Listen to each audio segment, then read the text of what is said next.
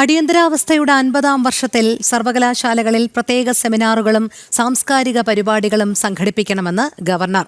എങ്ങനെ അടിയന്തരാവസ്ഥയുണ്ടായി, ജനാധിപത്യത്തെ എങ്ങനെ തകർത്തു, ഈ വിഷയങ്ങളിൽ ചർച്ച നടത്താനും നിർദ്ദേശം.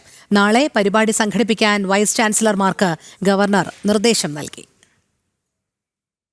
രാജ്യത്ത് അടിയന്തരാവസ്ഥ ഏർപ്പെടുത്തിയ ജൂൺ 25-ന് സർവകലാശാലകൾ ഭരണഘടനാ ഹത്യാ ദിനമായി ആചരിക്കണമെന്ന് ആവശ്യപ്പെട്ടാണ് വൈസ് ചാൻസലർമാർക്ക് ഗവർണർ രാജേന്ദ്ര ആർലേക്കർ കത്തയച്ചത്. അടിയന്തരാവസ്ഥ പ്രഖ്യാപിക്കപ്പെട്ട സാഹചര്യം എന്തായിരുന്നു, എന്ത് നാശങ്ങളാണ് രാജ്യത്ത് സംഭവിച്ചത് എന്നിവ വിശദീകരിക്കുന്ന സെമിനാറുകളും യോഗങ്ങളും നാടകങ്ങളും കവിതകളും സർവകലാശാലകൾ തയ്യാറാക്കണമെന്നും ഗവർണറുടെ അഡീഷണൽ ചീഫ് സെക്രട്ടറി നൽകിയ കത്തിലുണ്ട്. ജൂൺ 25 ഭരണഘടനാ ഹത്യാ ദിനമായി ആചരിക്കുമെന്ന് കഴിഞ്ഞ വർഷമാണ് കേന്ദ്ര സർക്കാർ പ്രഖ്യാപിച്ചത്. അടിയന്തരാവസ്ഥയ്ക്കെതിരെ ധീരമായി പോരാടിയവർക്ക് ആദരമർപ്പിക്കുന്നതിനാണ് ഈ ദിവസം ഭരണഘടനാ ഹത്യാ ദിനമായി ആചരിക്കുന്നതെന്നാണ് കേന്ദ്രം പുറത്തിറക്കിയ ഉത്തരവിൽ പറഞ്ഞിരുന്നത്. ഇത് മുൻനിർത്തി കൂടിയാണ് ചാൻസലറായ ഗവർണറുടെ ഇടപെടൽ.